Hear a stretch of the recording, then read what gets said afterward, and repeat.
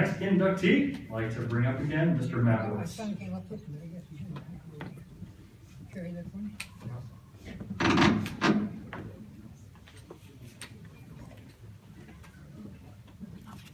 One of the smoothest drivers ever to grace this area's asphalt tracks was Bud Middaugh. Middaugh's clean, unassuming style matched his personality, earning him the nickname Mr. Nice Guy. Middaugh started his racing career at the Old Sportsman Park in Bedford, Ohio in 1957, a career that spanned through the 1980 season when he retired his racing suit in what was also the final year of the Sheriff Speedway pavement days.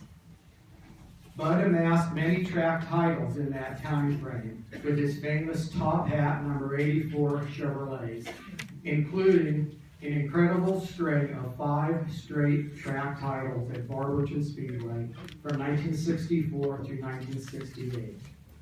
Multiple wins came at Barberton, Cloverleaf in Cleveland, Heidelberg, Midvale, and Sharon. Middaugh won the first Pittsburgh 200 on asphalt at Heidelberg in 1967, with other big extra distance wins at Cloverleaf, Midvale, and New Smyrna, Florida.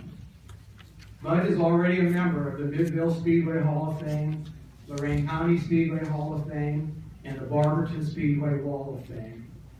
Bud was unable to join us this evening as he is still recuperating from open heart surgery earlier this year. Accepting as one of his crew members from the glory days, Jerry Bushmeyer.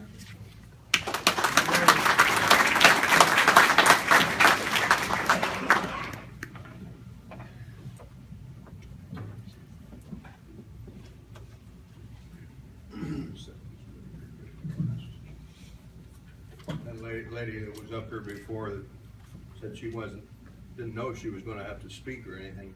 I knew it for 2 weeks and I'm still nervous.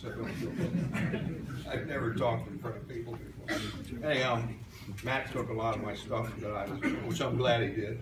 But I got a few little things that kind of interesting about Bud. Well, I wish he could have been here. I talked to Jeep, and Jeep said he was counting on seeing him here tonight. And I wish he could have been here. But I'm going to use a little thing that Walt Weimer had stated, and this kind of covered, but if you run into Bud Middaugh when he was not wearing his uniform, you might take him for a bookkeeper, a school teacher, or even a house painter, which he was. But you would never guess that his hobby was wheeling 3,000-pound race cars around the asphalt ovals of eastern Ohio and western PA. Bud, whose real name is Lewis, doesn't fit the image of a race car driver. He's quiet, soft-spoken, friendly, and rarely loses his cool. His personality traits are the reason for the reputation of being Mr. Nice Guy. And I talked to Bud today at noon, and I asked him about I was supposed to have some stats, and his son had them all printed up for me and lost the paper or something. So, but anyhow, his wife Joanne, who passed away about 4 years ago, she had all these things made up. He said she had every race, every track, the other drivers' numbers, how much money he made, and everything. And he's going to be kind enough to loan them to me, and I'm going to scan a lot of this stuff, and I'll post some of it on probably Midwest Racing Association. I think that's that website. A lot of that on Facebook. But anyhow, I also asked him about the first feature. He said it was at Midville. He couldn't remember the year without having the book there, but. He said it was oil, and I said, well, that was the oil clay, right? And he said, yeah, he said he was going to the junkyard and getting the biggest street tires that he could get to put on the car. And he said these guys were coming in with dirt tires, but he said, if any of you remember Midville, when that oil clay got hard, it was, I'm sure, Jeep knows. And he said that track would get real hard and them dirt tires would give up. He said, I was just like running on asphalt. And he said, I could run away from them sometimes. So, but Matt pretty well covered the stuff as far as a lot of the things that he won and everything. One thing I wanted to let people remember, he ran, some of you people were probably there when they ran 2 races at Nelson's Ledges in 65.